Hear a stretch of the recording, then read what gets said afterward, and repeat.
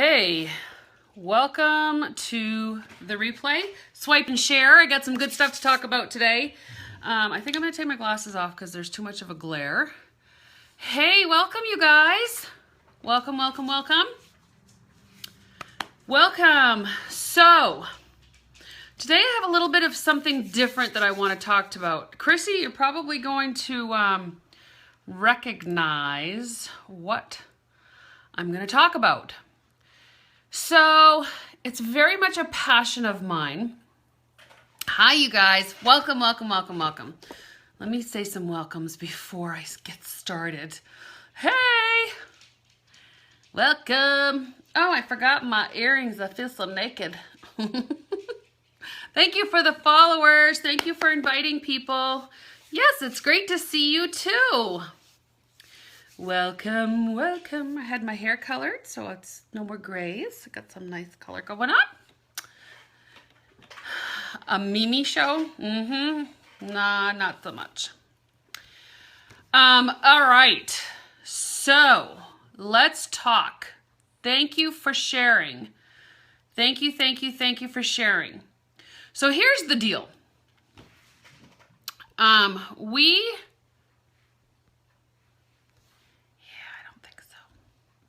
Sure, it's scary. Yes, thank you. Hi, Michelle. Okay, so I'm already blocking people. I don't have my location on, so I'm not sure how they're sneaking in. All right, so I want to talk about some stuff because, oh, it's just got me so pumped. Hey, seriously, go. Oh, really? So you're not publicizing something on my site, are you? On my Periscope? What I want to talk about is technology and where we've come. And so I wanted to kind of share a little bit with you about me. Because where are all these people coming from tonight? I don't get it. Hi, April. Why are we getting all kinds of trolls tonight? I'm not sure what's happening. My location's not on. So I have to continue to... I'm very good, thank you. I'm gonna have to... Can you guys block and that... Go to the basement, trolls. Bless and block. Right, okay. Bonsoir. All right, so here's the deal. And guys, you know what? I'm gonna completely ignore any trolls because I got some good stuff to talk about and I want to talk about it. I can go back and block them later, so hopefully it's not going to bother you guys too much. You can block them on your end too. So about 20 years ago, whoo, that's telling my age, I owned a company called Software Enhancement Services, and I helped a company called KIP USA. And so what ended up happening for about 3 years, For 3 years, I owned this company, and basically what I would do is I would go in and learn software, and I would learn the company's software, and then I would turn around and teach their people how to use the software. And then what happened is we were right on the cusp of the internet, and it's starting to make its appearance in our world and in our society. And so KIP USA, which was Nightly Internet Productions, was creating web pages. And that was kind of the first phase of, even before MySpace, of us trying to get people to advertise online. And it was a really, really tough sale. I mean, we would go in and we would talk to companies and we would say, you know, this is the way of the future. This is, you know, where we're heading with our technology. And a lot of them were really, really hesitant. They didn't want to listen to what this thing was that we were discussing and talking about. And so it was a very difficult hurdle to overcome, trying to get people to understand that internet really was something that was going to be part of our, not only our life structure, but back then it was mainly business structure. It wasn't so much the social aspect yet. But we could create websites, and you could put in their website address, and you could go to a company's website and either look at their products and services that they offered or actually connect with them by email. And the ones that were the most, they gave a lot of rebuttal, were the newspaper companies. And the newspaper companies' primary objection was that, well, what are they going to bring to the bathroom to read? They have to have an actual paper. And so, okay, is my connection bad? I was being told that my connection is bad. I don't think it's mine. It's probably on your end, because I have very good connection. Okay. So, yeah. So, right, I mean, they were hesitant because in their world, print, which was the newspapers, was something that you could, you know, fold up and take it to the bathroom or take it on the subway, or, you know, and that was the mentality that they had, that there was no other option for them to provide that type of,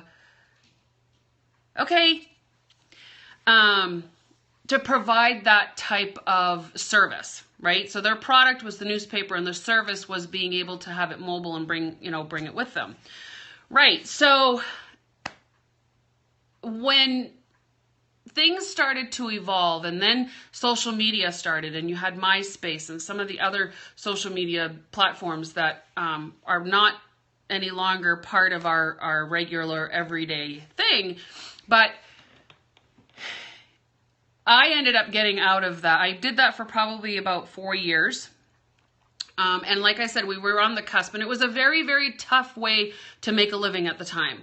You know, and our pitch to them was, look, we're not trying to replace your business. We're trying to expand it to a place where others are going to be going. You know, we're trying to give you a platform that people can go see what your business is all about, and maybe get businesses that are outside of your area, you know, and that sort of thing. And that was just so broad for them to grasp. Some of them grasped onto it and ran, okay?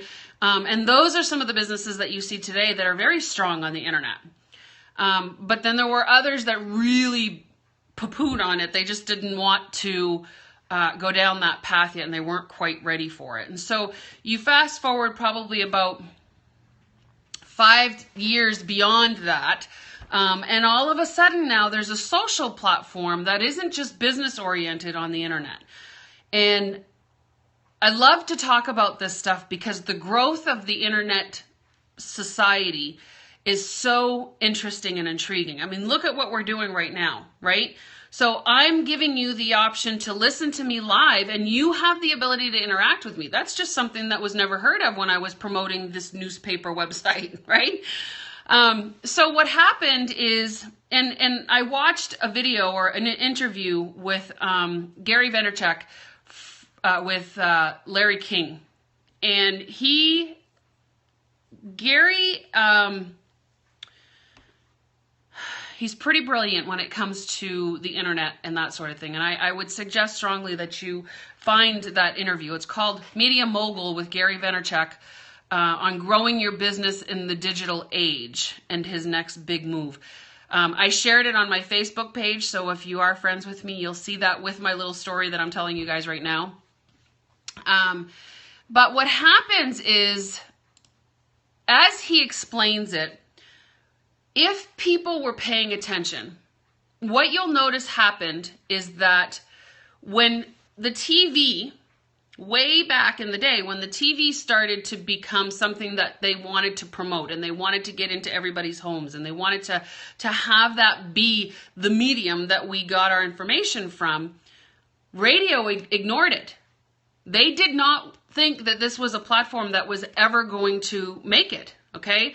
So radio went to TV, and then now TV is balking at the fact that internet is the way of viewing. And even to the point where Gary says our phones are going to become our TVs, and our TVs are going to become our radios.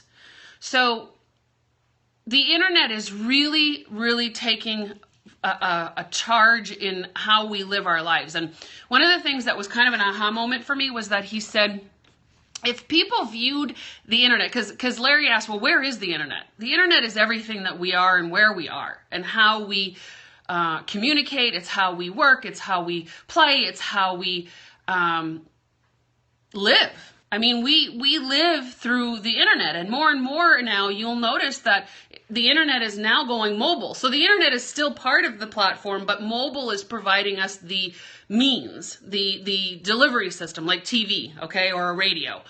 And so it's interesting to see, that if we could envision the internet as this commodity, as this thing, and that on the internet there's channels, just like on TV, you have, NBC and CBS and PBS and Fox and all of these channels to provide news in certain way. I mean, if you think about it, every channel provides different information. Lifetime could be movies, sappy lady movies, if you want to put it that way. And the sports channel, they're only going to get sports. So each channel provides certain information. So does the internet. You've got Facebook, you've got Instagram, you've got Snapchat, and YouTube and Twitter. So all of those are channels on the internet. So the internet is the TV box, the internet is the box, and each channel is provided with a means of communicating. So what happens is, if those channels, okay, so for instance, if you're in business, you want to snag a channel that is not being utilized by your business so that you can be the leader in that business. So when I first started with Scentsy, I was on YouTube. And I was one of the first ones on YouTube when it was about Scentsy, or that really went full-fledged. There was a lot of videos about Scentsy, but they weren't utilizing that channel on a full-time basis, right? And so when I started with YouTube, it was a full-time basis. That was my channel, and I made sure that there was videos on every day, or at least 2 or 3 times a week, so that people had the want or the desire to go to that channel.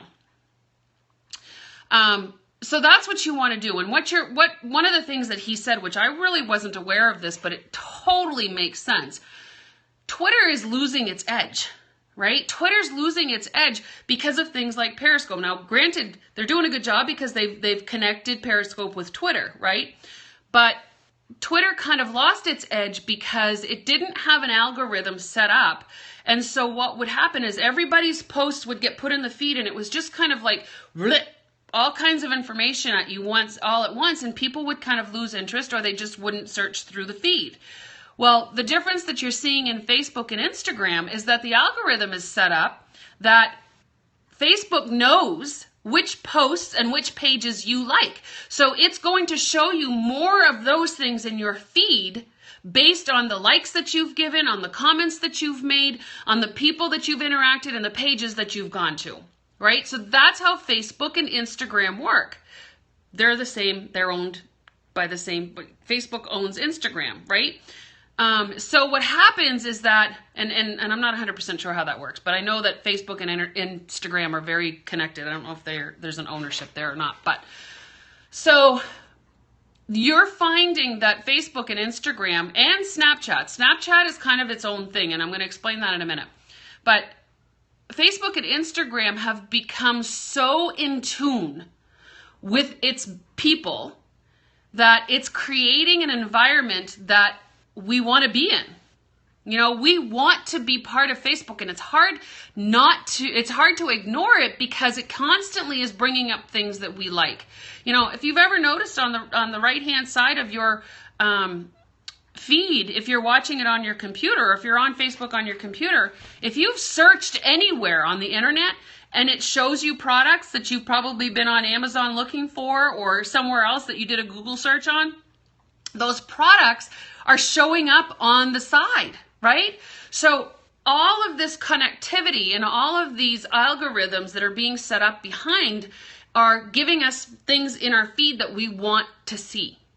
Okay, Twitter's not doing that, or it didn't. It missed the boat on that one. So whether or not it changes and picks up later, it might, because there's a lot of people that started on Twitter as part of, that was their business. That's how they created their following. Okay, and then they would send them to other channels or other platforms. So when we say social media, what Gary explains in his thing, and I think it's brilliant, social media is just what we're in right now. You know, it's almost like when you say, okay, well, you know, back in the day, we were watching things like Little House on the Prairie, or it was a genre, and it seemed to be the thing for now. And if you look at the beginning of when the internet started, it was mainly for businesses. Now it's more social, and it's including business, right? So it's got social up here, and the businesses is kind of coming in. I have a feeling that you're going to see a flip-flop again. You know, I think that it's very intriguing to be part of this, and we have to evolve with this. And if you're in the older generation, the millennials that are coming out of school now, they don't know any different. That's how they were brought up. Technology was part of their life at the very beginning. Someone like myself who didn't grow up with technology, we had none of that. You know, we had a phone and a TV, but that was it. I had to grow into it. I had to immerse myself into it. And what we're finding is that the 40 to 60-year-olds, that's what they're doing, is they're immersing themselves into it. But the 10 to 40-year-olds they've lived it. It's been part of everything that they've done. Now, especially if people have children that are millennials, right? Because they are helping. We always hear that the kids help us do it. They know what to do. They show me all this stuff, right? So that's kind of what's happening. I just find it really intriguing and exciting because it's something that I was part of 20 years ago when we were trying to explain to people, hey, look, the internet is something that you want to jump on board. And if you don't, you're missing the boat. And a lot of them did. You know, a lot of them are trying to catch up now.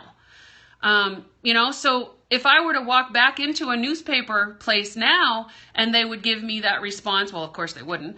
But if they would have said that then and I would said, no, look, we're going to be bringing our cell phones to the bathroom with us. We're going to bring our iPads to the bathroom. We're going to bring our laptops to the bathroom. Never mind, we don't have desktops hardly anymore.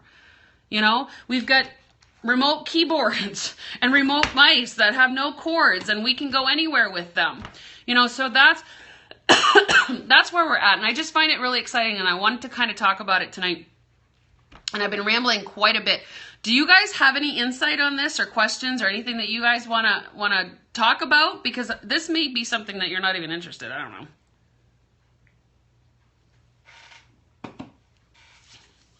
I'm getting a lot of hearts, so I don't know what that means.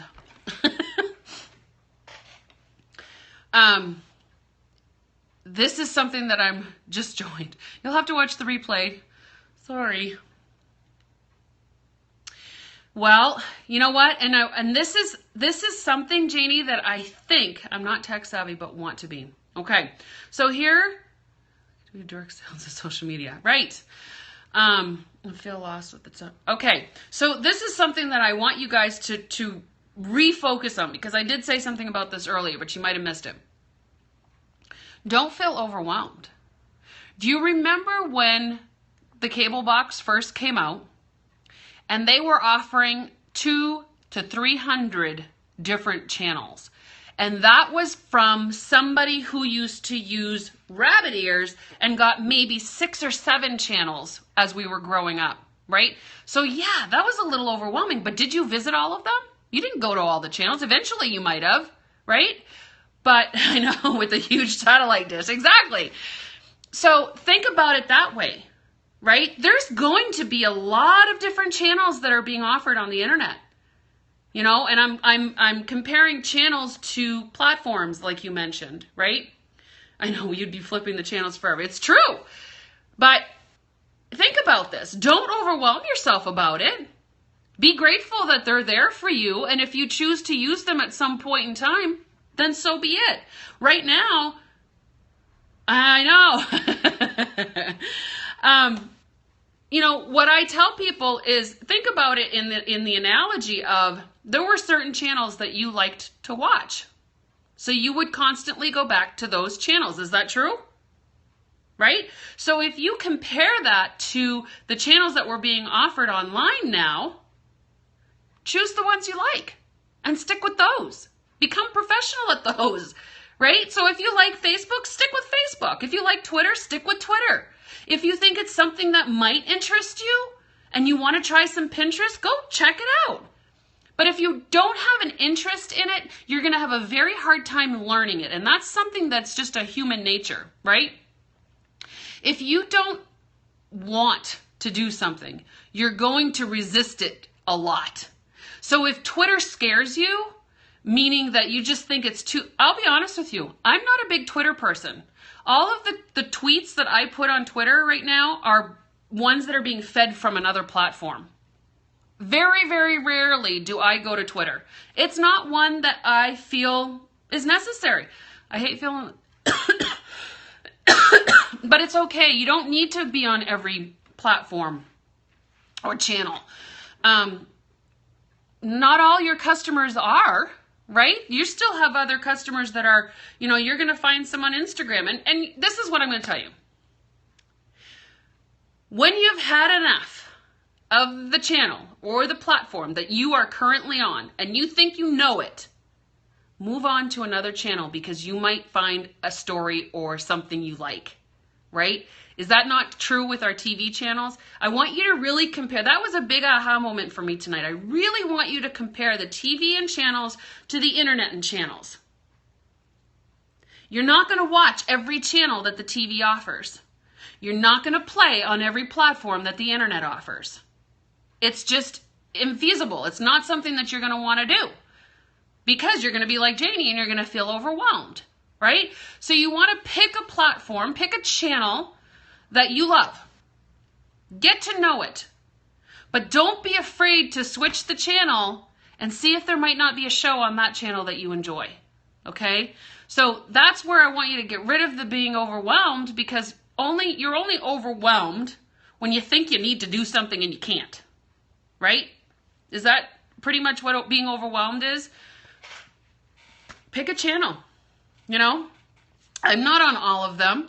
Like I said, I'm not very big on Twitter. I have a presence on Pinterest, but I really haven't been back there in a long time. So that one's kind of dwindled for me. My biggest channels right now are Facebook, YouTube, Periscope when I do it, Instagram, and I have a newfound love for Snapchat. Today I was playing on it, and the kids think it's hilarious that I'm learning to use Snapchat. You know why? Okay, so this was something that I fought with. When Snapchat first started coming out, it was only for the kids. True? Okay. Snapchat is not just for fun, and that's what I'm finding out. Okay, so when you... No, I have not. I just realized it's Beverly. Thank you, dear. Oh shoot, I lost my train of thought. I totally forgot what I was gonna say. Oh yeah, kids and Snapchat. Thank you, Janie. Squirrel. Beverly was my squirrel tonight. When Snapchat first came out, it was just that, because it was a fun platform that they could send these secret messages to their friends because it was immediately deleted. Like they had seconds to watch it and it was gone. So that was intriguing for kids, right? That was really, really intriguing. And so what happened, but you get tips. It's like I didn't get that. I don't understand that. But what's happening with Snapchat is businesses are learning to use it. So what happens is, like today, I went onto my business page and I said, hey, connect with me on Snapchat. And I gave them my little code that they could read. And so now my customers are going to be able to see my Snapchats. Now, being in a business mindset, yeah, I'm going to do the filters. Heck yeah, they're fun, right? But I'm also going to do a little video of what I might be doing at the time, and it could be Scentsy oriented. I might show a picture of one of the products and have a little quip on there. So it can be fun. It's a little bit more personal because it's not so business oriented. It's not going to be a commercial.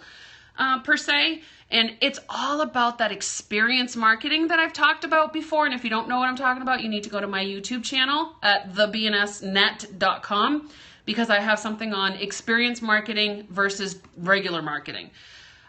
When you're dealing with experience marketing, it's all about you experiencing the product in the moment and sharing that. So Snapchat is a great way to do that. And it can be so much fun. There can be so much interaction. Jason Booth, if you are not familiar with him, he's on Periscope usually with us. Is your Snapchat? EdieAnne. Yes. Yes. I'm pretty much EdieAnne everywhere. Yeah, Jason Booth. But Jason has got Snapchat down to a science.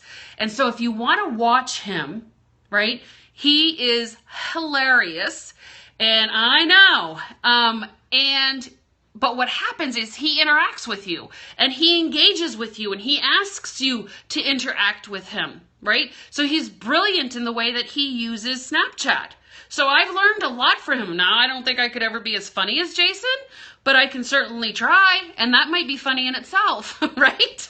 So, but I would definitely check out Jason Booth. Gloria, if you want to put his name down so people can like either take a snapshot of it and save it so that they can go find him. Jason's brilliant. He's really, really good on Snapchat. So anyway, I don't want to make this super uber long, but I just wanted to share these thoughts with you because I think that it's really important that we make sure that us as individuals or our team or, fellow business entrepreneurs understand that internet is going to be our TV if it's not already starting to be our TV, right? And Gary mentioned our phones are going to be our TV are going to be the radio, and the radio is probably going to be podcasts, which it already probably is. So I just thought that would be interesting to have a conversation around that. We didn't really have much of a conversation because I blabbed the whole time. And we're down to 9 viewers, so I'm not sure if that was just way too much for some people. I don't know. But we had a lot of trolls at the beginning, which was probably where my number count went up. But as far as the people who are left, thank you. Thank you for being here. Good info. Awesome. Thanks, Denise. So watch the replay, swipe and share at any time because I really want to come back on Periscope. I know I have been gone. I haven't really done very well. There's just a lot, going on in my head space and in my living room space, which is still being worked on, by the way. So I just want to have, and that was the other thing. He talked about how, because Twitter is not providing value, right? So when I was talking earlier about how Instagram and Facebook are providing value towards viewers because it's taking information of how we like pages and like comments and make comments and that sort of thing. So it's figuring out the types of things that we like. Twitter wasn't doing that. So it wasn't providing value to the user. Well, one of my biggest things, and I think some of you have heard this before, I don't want to do anything online, whether it's teaching like this through Periscope or my YouTube. I want to make sure that I'm providing value. Okay. Now, this is somebody that wants to close a Scentsy party, so I need to let you all go, and I'll see you later. Bye.